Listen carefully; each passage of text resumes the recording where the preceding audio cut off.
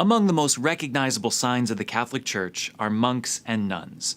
Even if you're not Catholic, you can look at the distinct garb of someone who looks like me and know something about them. I mean, really, even if you're not a Christian, who hasn't seen Sister Act? That said, not everyone dressed in this way necessarily has the same form of life, and there are plenty of other forms of consecrated life that have no distinct garb at all. What are the many forms of consecrated life, and how are they related to one another? This is Catholicism in Focus.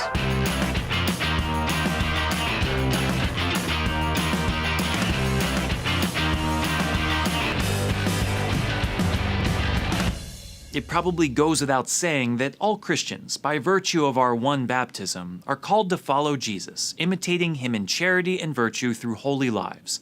There are certain things that we all must simply do. But what if that's not enough? What if you're an overachiever and aren't content with doing what everyone else is doing? Since almost the very beginning of Christianity, there have been those who have chosen to dedicate their lives to an additional purpose or rule, to live what the Church calls a consecrated life.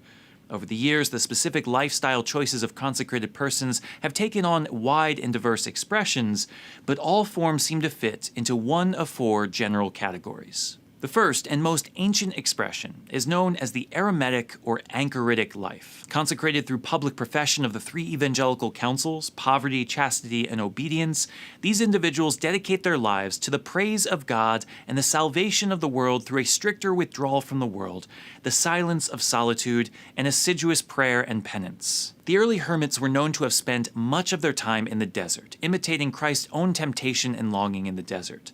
Later, some chose to remain in fixed, secluded places, adopting a fourth vow of stability, remaining in one place for prayer for the rest of their lives.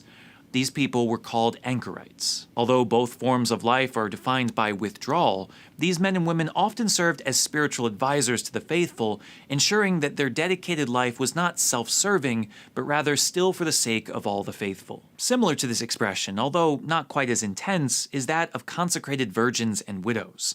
Rather than leaving the world entirely, these women take public vows to live in the world in prayer, penance, service of her brethren, and apostolic activity according to the state of life and spiritual gifts given to her.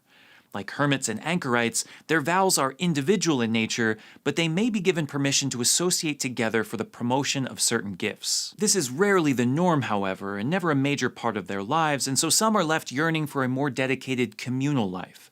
For those people, there is the second category, that of religious institutes. While these men and women publicly profess the same three evangelical counsels as before, their dedication is not simply for themselves individually or for the Church in general, but rather to a community of similarly dedicated people organized around a rule or charism. The first expression of this life was the monastic life of monks and nuns.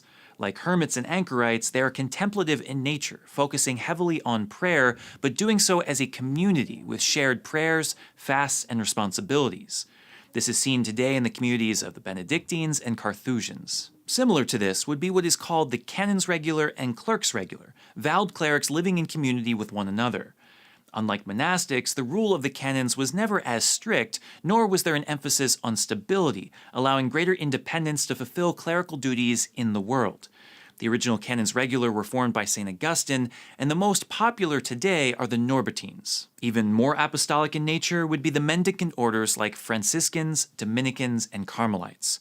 Although similar to monks and canons in their profession of solemn vows, permanently renouncing ownership of all temporal goods, these orders were founded with a greater emphasis on mission, rejecting the stability of monasteries in order to preach, evangelize, and serve the needs of the poor. Later on in history, communities known as religious congregations began to develop, with an even greater emphasis on apostolic work and far more flexibility when it came to prayer and communal life. Canonically speaking, the only real difference between the two today is that religious congregations take what is referred to as simple vows, not solemn vows, meaning that they have a right to retain ownership of their patrimony, but must give up its use and any revenue. The practical distinction between these two? Effectively nothing. Often formed with a specific apostolic work as their foundation, these communities, like the Marists, Franciscan Handmaids of Mary, and the Salesians, have served the Church for centuries as teachers, nurses, advocates for the poor, and missionaries. Like the monks and mendicants before them, and the hermits and anchorites before them, Religious congregations, and really all consecrated religious up until this point in history, included some form of renunciation of the world, particularly that of marriage and family.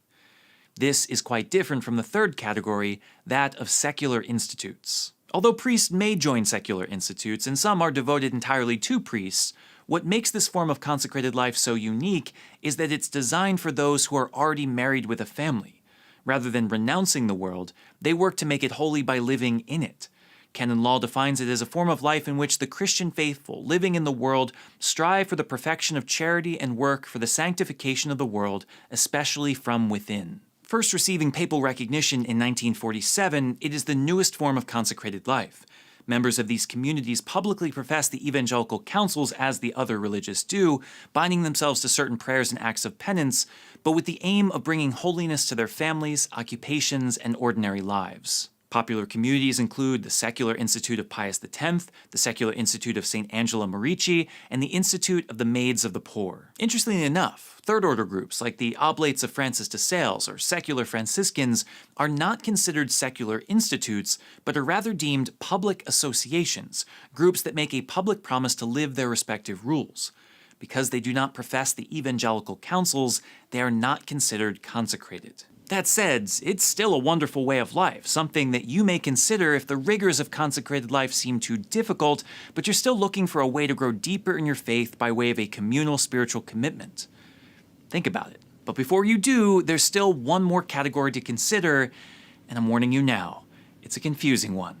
I'm talking about societies of apostolic life. Whereas every other form of consecrated life up to this point has had at least one thing in common, that its vows were public, this final form is different. Their vows are private. What's the difference, you ask? Well, two things. Their vows are never received by an ecclesiastical authority, may it be a bishop, abbot, or religious superior, meaning that they are never perpetually made. Instead, men and women in these communities continually vow each year for as long as they remain in the life to poverty, chastity, and obedience, as their vows have no binding effect in the Church's eyes. Meaning, effectively, that if someone wanted to leave after making private vows in a society of apostolic life, they just leave. It's because of this that members of these communities do not share in quite the same status as other consecrated religious, but they're also not held to the same requirements, which was sort of the point in their foundation. With no public vows, there's no requirement for novitiate or cloister, and so women in the 17th century were free to engage in the apostolic life of the Church, as they were technically still laywomen, not sisters or nuns. Today, the daily lives of those living in apostolic societies closely resemble that of their counterparts in religious institutes, and most people probably wouldn't know the difference if they stood right next to each other. They began as a sort of loophole to a system that doesn't need a loophole anymore. And yet, their form of life continues to offer an interesting, flexible opportunity for new forms of religious life.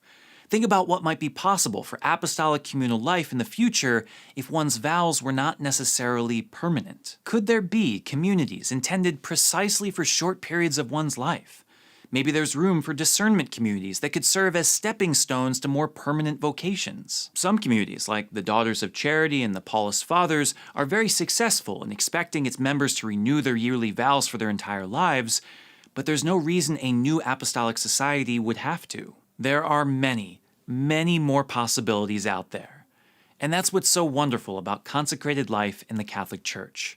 While the Eastern Church has monks and older Protestant communities have some form of apostolic commitment, may it be regular or lay, no one quite has the diversity and flexibility that we do. For centuries, we have encouraged the faithful to further dedicate themselves to the Lord and have never ceased adapting what they might look like. Today, there are 4 categories, but who knows what tomorrow will bring.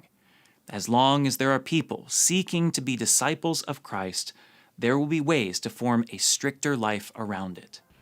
Maybe, just maybe, that is what God is calling you to today.